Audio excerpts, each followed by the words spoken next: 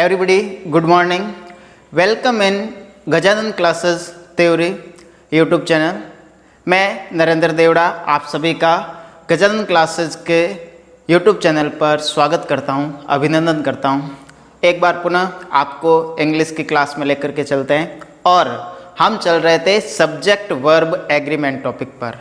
Subject verb agreement के 3 rule है, हमने पढ़ लिए थे पिछले वीडियो में। अब देखते हैं, उसी क्लास को कंटिन्यू करते हैं और लिखते हैं चौथा रूल। क्या है चौथा रूल? लिखते हैं, अपना टॉपिक था subject verb agreement. Subject verb agreement या सब्जेक्ट वर्ब कंकर्ड या सिंटैक्स, ये है टॉपिक। हमने कल इसके 3 रूल पढ़े थे। लिखते हैं चौथा रूल। क्या है चौथा रूल? Rule number 4। बहुत सिंपल सा रूल है, आसानी से समझ में आ जाएगा कि ईच या लिखा हुआ हो एवरी, तो इनके साथ में हमेशा सिंगुलर वर्ब आएगी। ईच या एवरी के साथ में हमेशा सिंगुलर वर्ब आएगी, और सिंगुलर वर्ब आएगी तो हमेशा ईच या एवरी के बाद में सिंगुलर वर्ब का प्रयोग किया जाएगा। इनके साथ में नाउन भी सिंगुलर आएगी और हमेशा वर्ब का प्रयोग भी सिंगुलर होगा। जैसे लिखा है, भले ईच या एवरी, इसके बाद में कोई नाउन लिखी आए तो नाउन हमेशा सिंगुलर होगी, और इसके साथ में वर्ब आएगी, वो कैसी होगी? सिंगुलर वर्ब होगी। ठीक है, अलग अलग 4 तरीके से ये आ सकता है। यहाँ पर भी लिख दें, इसके साथ में सिंगुलर नाउन आएगी तो इसके साथ में वर्ब भी कैसी होगी? सिंगुलर वर्ब होगी। ठीक है, दूसरा तरीका, ईच लिखा है, इसके बाद में कोई नाउन लिखी है, ठीक है, उसके बाद में एंड लिखा है, इसके बाद में भी कोई नाउन लिखी है, तो भी जो वर्ब आएगी वो भी कैसी होगी? सिंगुलर वर्ब होगी। देखते रहना, भले ईच लिखा है, नाउन लिखी है और इसके साथ में इसे एंड से जोड़ा हुआ है, यहाँ पर भी ईच लिखा है और यहाँ पर भी कोई नाउन लिखी है, तो इसके साथ में भी सिंगुलर वर्ब का प्रयोग किया जाएगा। एवरी लिखा है, नाउन लिखी है, एंड से जुड़ा हुआ है और यहाँ पर कोई नाउन आ रही है, सिंगुलर नाउन, तो उसके साथ में सिंगुलर वर्ब का प्रयोग किया जाएगा। एवरी लिखा है, एवरी के साथ में कोई नाउन लिखी है, एंड लिखा है और एंड के बाद में भी एवरी लिखा है और यहाँ पर भी कोई नाउन लिखी है, तो भी सिंगुलर वर्ब का प्रयोग किया जाएगा। तो सब में से एक बात कॉमन निकालनी है। इतने बड़े जो फॉर्मूले लिखे हैं, 3, 4, 5, 6 जो भी फॉर्मूले लिखे हैं, इनमें से एक बात कॉमन निकाल दीजिए कि ईच और एवरी से कोई भी सब्जेक्ट जुड़ा हुआ हो, एक बार या 2 बार भी जुड़ा है ईच और एवरी से, एंड से जुड़े हो भले, तो भी उनके साथ में कैसी वर्ब आएगी? सिंगुलर वर्ब आएगी। तो दिमाग में एक ही बात रखनी है, ईच और एवरी सब्जेक्ट के आगे लिखा है, उसके बाद में वर्ब पूछ रहा है, तो हमेशा वो सिंगुलर वर्ब आएगी। तो यहाँ पर ही बात खत्म हो जाती है। ईच और एवरी के बाद में हमेशा सिंगुलर वर्ब आएगी। ये इतनी बातें नहीं समझ में आए तो भी एक बात समझनी है, ईच और एवरी के बाद में सिंगुलर वर्ब आएगी। ईच भले एंड से पहले ईच है, एंड के बाद में ईच नहीं है, नाउन है, तो भी सिंगुलर वर्ब। एंड से पहले ईच है, एंड के बाद में भी ईच है और नाउन लिखी है दोनों के पास में, तो भी सिंगुलर वर्ब। एवरी लिखा है एंड से पहले और एंड के बाद में एवरी नहीं लिखा है, केवल नाउन लिखी है, तो भी सिंगुलर वर्ब। और एंड से पहले एवरी लिखा है, एंड के बाद में भी एवरी लिखा है और नाउन लिखी है, तो भी सिंगुलर वर्ब। तो एक बात निकल के आई है कि ईच और एवरी से कोई सब्जेक्ट जुड़ा है, कोई नाउन जुड़ी हुई है, तो उसके बाद में हमेशा कैसी वर्ब का प्रयोग होगा? सिंगुलर वर्ब का प्रयोग किया जाएगा। बस ये बात याद रखनी है। अब लिखते हैं इसका एग्जाम्पल। लिखते हैं example number first. Each boy and girl has या have passed exam this year.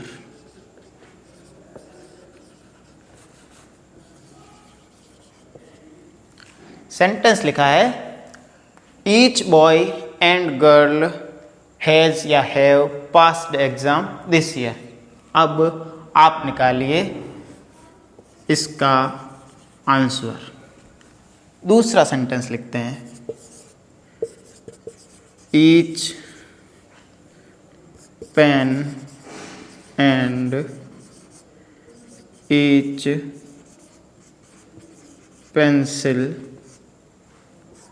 Is या are useful for us. Sentence number third. Every man and woman is या आर प्रेजेंट इन फेस्टिवल।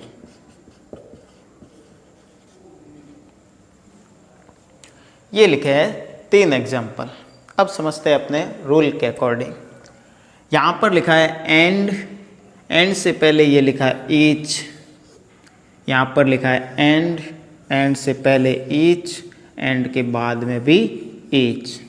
यहाँ पर लिखा है and से पहले every.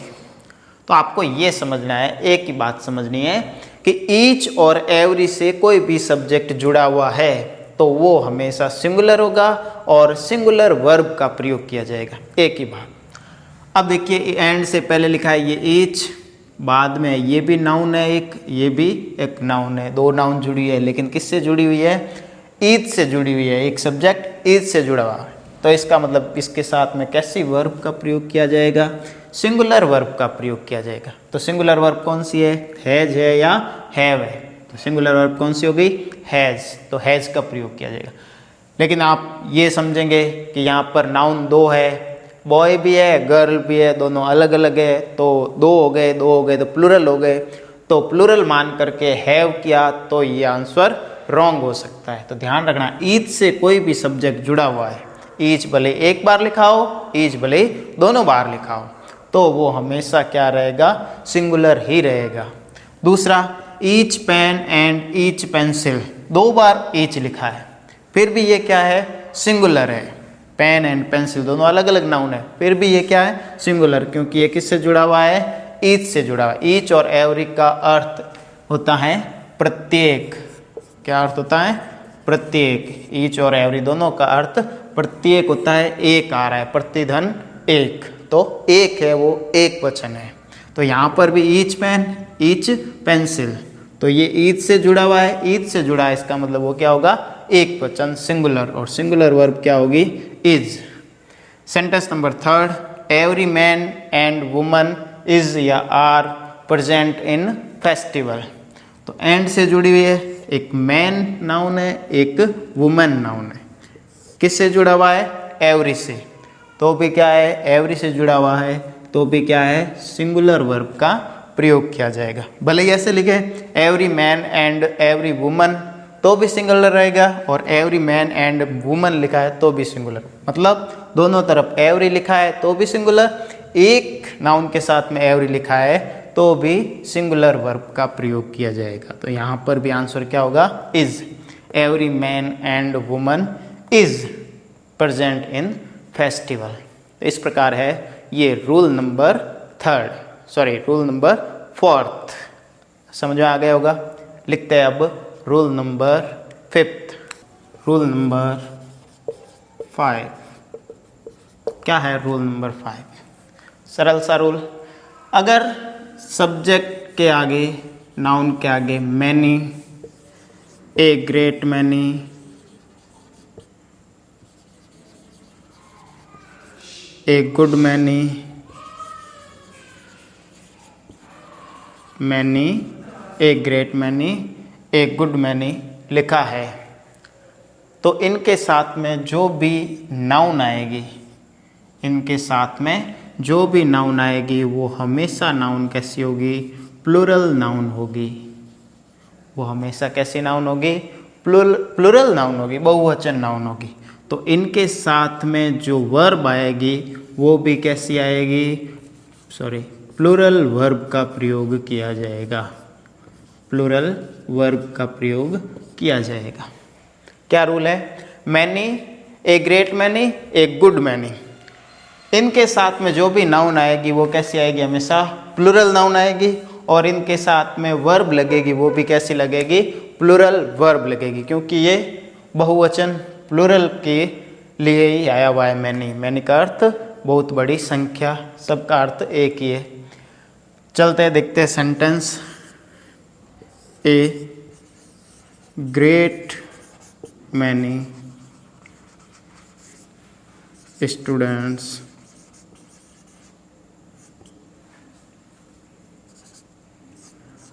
has या have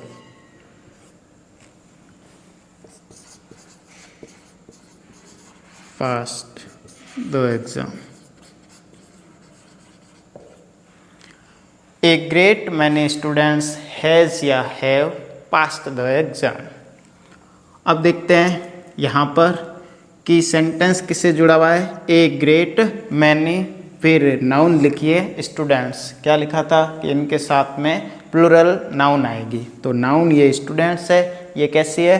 प्लूरल है। तो इनके साथ में हमेशा कैसी वर्ब का प्रयोग किया जाएगा? प्लूरल वर्ब का प्रयोग किया जाएगा। हैज सिंगुलर वर्ब है, वर्ब कैसी आएगी?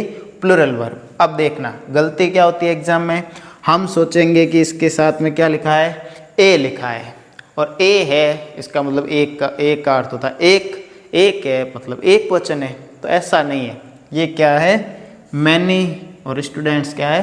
प्लूरल है। तो ये एक नहीं है, इसके अकॉर्डिंग नहीं लिखना आपको। मैनी यानी कई होता है, स्टूडेंट्स प्लूरल है, तो इसके अकॉर्डिंग आपको किसका प्रयोग करना है? प्लूरल वर्ब का प्रयोग करना है। किसका प्रयोग करना है? प्लूरल वर्ब का प्रयोग। एक और देखते हैं सेंटेंस थोड़ा अलग। मैनी ऑफ देम इज या आर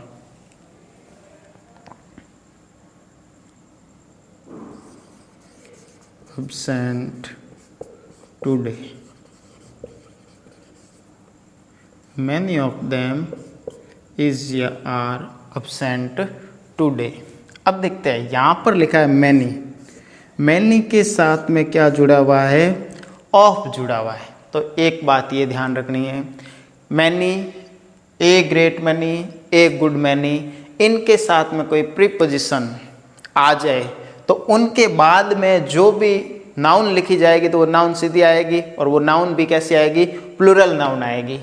लेकिन उनके बाद में, ऑफ के बाद में कोई प्रोनाउन आ जाए, इनके बाद में, जैसे ये ऑफ है और इसके बाद में ये देम प्रोनाउन है, तो प्रोनाउन आ जाए तो वो प्रोनाउन भी हमेशा प्लूरल प्रोनाउन ही आएगा।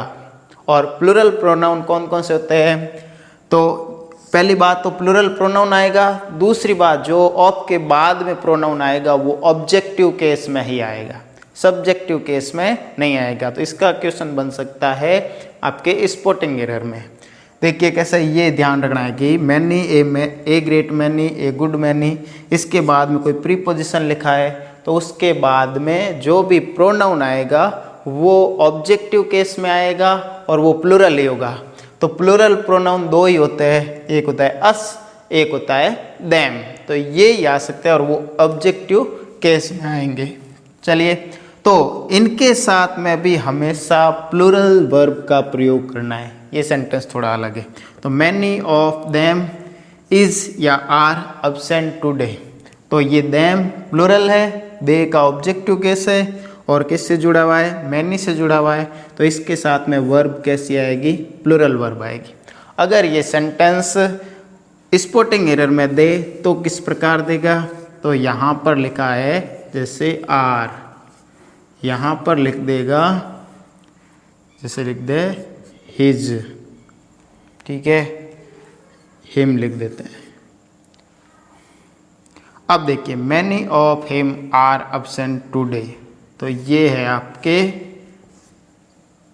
स्पोर्टिंग एरर का क्वेश्चन, ए बी सी और डी ऐसे पूछा जाता है क्वेश्चन। मैनी ऑफ एक पोर्शन ये ए का, हिम बी पोर्शन में, आर सी पोर्शन में, अब्सेंट टुडे। इसमें से आपको करना है स्पॉट एरर, एरर ढूंढना है, इसमें से गलती कहाँ है वो ढूंढनी है। तो देखिए मैनी ऑफ, ठीक है, इसके बाद में लिखा है हिम, तो हमने क्या कहा था कि ऑफ के बाद है many of, a great many of, a good many of, इनके बाद में जो भी प्रोनाउन आएगा वो हमेशा ऑब्जेक्टिव केस आएगा।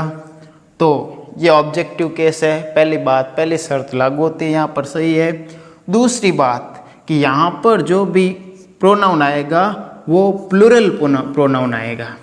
कैसा प्रोनाउन आएगा, प्लूरल। तो ही का ऑब्जेक्टिव केस है हिम, और ही क्या होता है, सिंगुलर होता है, ही क्या होता है, सिंगुलर। तो हिम भी क्या है, सिंगुलर। इसका मतलब ये पोर्शन है वो गलत है, तो आपका आंसर क्या हो जाएगा, बी। यहाँ देखिए आर में तो मैनी के साथ में क्या बताया था कि प्लूरल वर्ब का प्रयोग किया जाता है, आर प्लूरल वर्ब है, अब्सेंट टुडे में कोई समस्या है नहीं। तो यहाँ पर मिस्टेक, हिम में मिस्टेक है, आर सही है।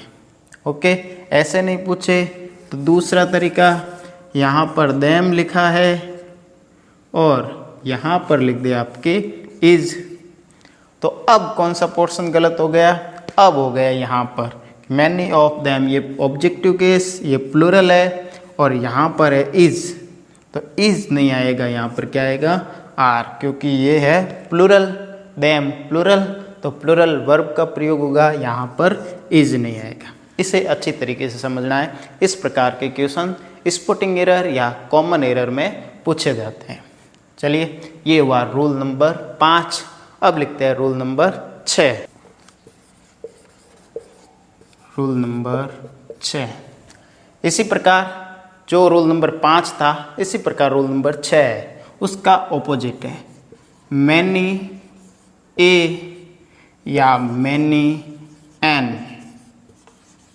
मैनी ए या मैनी एन लिखा है, तो उसके साथ में ये वोवल कॉन्सोनेंट के अकॉर्डिंग आएगा, इसके साथ में ए के साथ में वोवल आएगा, कोई भी वोवल जो नाउन होगा उसका प्रथम लेटर वोवल होगा, एन के साथ में वोवल होगा, ए के साथ में कॉन्सोनेंट होगा जो भी नाउन आएगी और सिंगुलर होगी।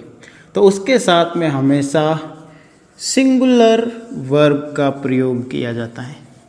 ये 5वें रूल का ऑपोजिट है। 5वें रूल में ये था कि मैनी के साथ में, ए ग्रेट मैनी के साथ में, ए गुड मैनी के साथ में प्लूरल वर्ब का प्रयोग किया जाता है। लेकिन मैनी पहले वहाँ पर लिखा था ए ग्रेट मैनी, तो ए पहले लिखा था, यहाँ पर क्या लिखा है, मैनी ए और मैनी एन, ये लिखा है। तो इनके साथ में ए और एन, इनके साथ में जो वर्ब आएगी, सॉरी जो नाउन आएगी, वो कैसी नाउन आएगी, सिंगुलर नाउन आएगी।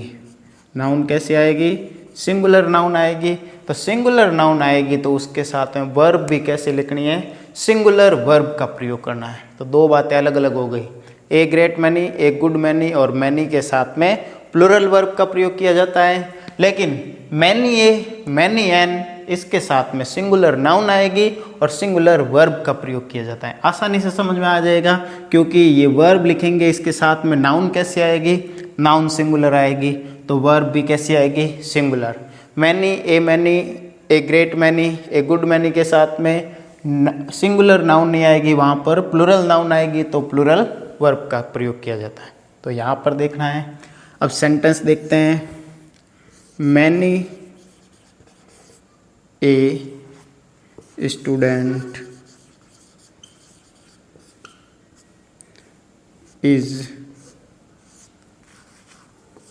इज या are playing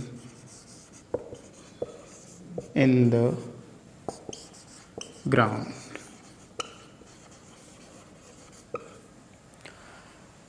many a student is या are playing in the ground. एक सेंटेंस लिखते हैं। मैनी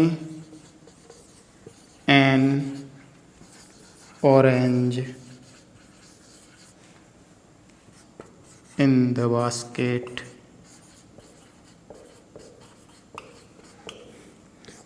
is या are rotten। दो सेंटेंस लिखे हैं आपके सामने। एक लिखा है many a, many an, singular noun आएगी, सिंगुलर वर्ब लिखी जाएगी। सेंटेंस दो लिखा है मैनी ए स्टूडेंट इज या are playing in the ground. Many an orange in the basket is या आर रोटन। अब देखते हैं ये रूल। यहाँ पर सेंटेंस जुड़ा हुआ है, नाउन जुड़ी हुई है मैनी ए, और आपको क्या लिखा था, ए के बाद में सिंगुलर नाउन आएगी, ये आई है सिंगुलर नाउन। और मैनी एन, एन के बाद में भी क्या आ रही है, सिंगुलर नाउन आ रही है। या स्टूडेंट है या ऑरेंज। तो स्टूडेंट सिंगुलर नाउन है, तो क्या लिखा था, बताया था मैनी ए के बाद में सिंगुलर नाउन है, तो वर्ब कैसी आएगी, सिंगुलर वर्ब आएगी। तो यहाँ पर देखते हैं सिंगुलर वर्ब कौन सी है, इज। जुड़ा भले ही मैनी से हो, लेकिन यहाँ पर आर्टिकल क्या आ रहा है, ए आ रहा है, एक है, और स्टूडेंट क्या है, सिंगुलर है, तो इसके साथ में कैसी वर्ब आएगी, सिंगुलर वर्ब का प्रयोग किया जाएगा। मैनी एन, एन का अर्थ भी एक होता है। ऑरेंज सिंगुलर वर्ब है, सॉरी सिंगुलर नाउन है, तो इसके साथ में वर्ब कैसी आएगी, सिंगुलर वर्ब का प्रयोग किया जाएगा। तो सिंगुलर वर्ब क्या है, इज। तो इस प्रकार आज की क्लास से यहाँ तक रूल वे हमारे 6। आगे देखेंगे इसी क्लास को कंटिन्यू। तब तक के लिए धन्यवाद।